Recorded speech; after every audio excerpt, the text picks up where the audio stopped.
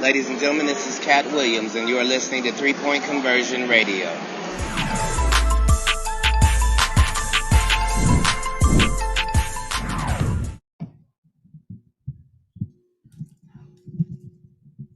Jimmy, just when did it seem like, okay, this is going to be my night? What did something happen in the game, or any shot or any stretch? Last night, I had a conversation with Tuck, and he was telling me to go out there and score, make sure that we win. Coach Quinn did the same thing today while I was up there getting shots in our practice gym, and I went out and did just that. Anytime you score 40 in a playoff game, people are going to go back to the bubble and say that was bubble Jimmy. Did you find anything that was reminiscent to you of the way you played up there? Nope.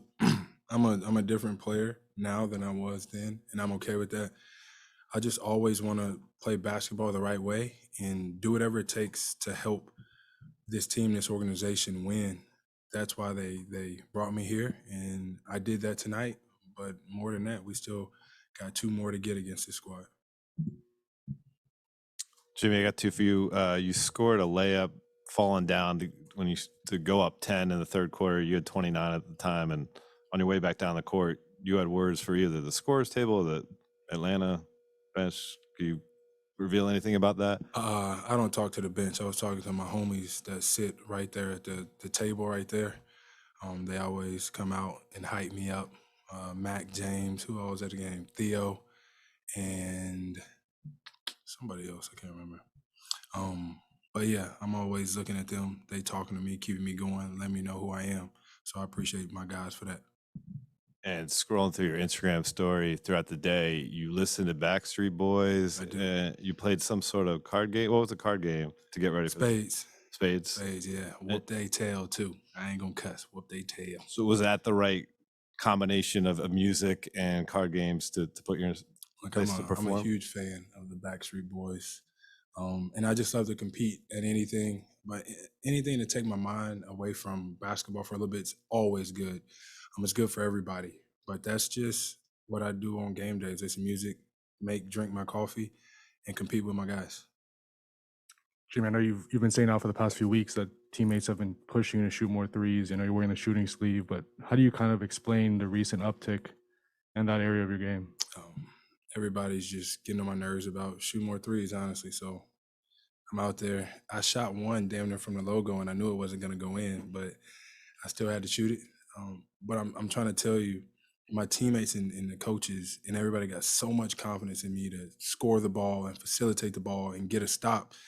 I just be out there hooping. I don't even realize that I'm really shooting a three. I'm just taking the shot that the defense gives me, and they've been going in as of late. Don't jinx me, though. So we'll keep it going. Sorry to bring up threes again, but one more thing on it. From a mechanical standpoint, have you done anything different with the shot? Have you experimented with any changes recently? And do you feel like it makes your mid-range game, which is already very good, even more dangerous when you're hitting threes consistently? I think so. I work out a lot with Chris Brickley, and he's always letting me know, shoot more and more threes. We work on it day in and day out, and he's been a huge help. Can't wait to work out with him in Atlanta as well, and we'll see how many threes I can make next game. Jimmy, I think if you guys just would have gotten this level of defense from Gabe and nothing else, you probably would have taken it based on what he's done against Trey, but he's also scored and been a factor on both ends. Just your thoughts 2 games in on what Gabe has provided. Did you see this in any way coming? Thank you. Of course. Gabe has been playing that way for us all year long.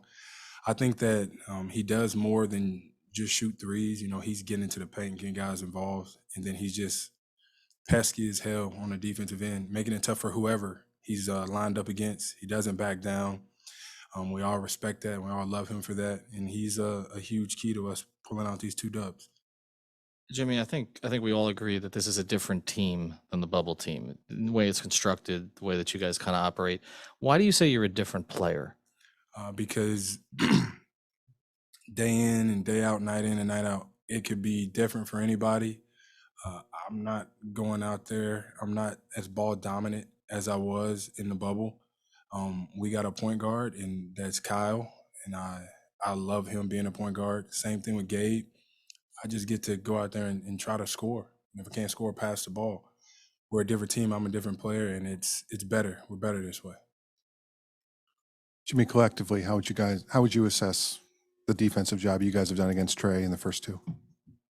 I think we did well. He got to the free throw line a little bit today. We lost him a little bit.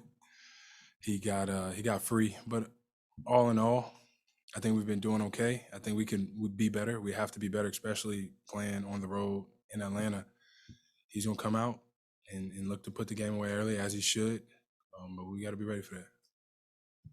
Jimmy, you said that PJ talked to you about scoring and Coach Quinn. You guys were up 16 in the fourth, and they came all the way back. It was a 3-point game. Was there something about their words that kind of clicked in your mind at that point, or did you just feel, just generally speaking, that it was your time to kind of take over again? I wouldn't call it taking over. I just think it was just playing great basketball. Kyle setting hella screens. Same thing with Bam. Guys spacing the floor the right way. So I got driving lanes where I can pull up and shoot the basketball. It really wasn't taking over. It was just playing basketball the right way. And it just so happened that I was on the receiving end of scoring the bucket. Next game, it could be Tyler. I hope it's Tyler. Could be Bam. I hope it's Bam. But as long as we win, I don't care who does it. Jimmy, it seemed like one of the things that got your scoring going early was kind of getting the correct switches and kind of getting to your spots in the low post. Was that intentional at all heading in? Because it seems like that's kind of one of the advantages for you in this series. Yes. Spo's always telling me to stop isolating so much, so I got to get better at that. But more than anything, I finally made my free throws tonight. I think that was a big part of it. Seeing the ball going early, getting out in transition, getting some steals, stuff like that. You get some easy ones, the basket starts to get bigger. And, same thing happened for Trey tonight. He got some 50-50 balls, put the ball in the basket, and then he ran off 6-8 straight or whatever it was. So we gotta take that away from him as well. All right, Jimmy, thank you.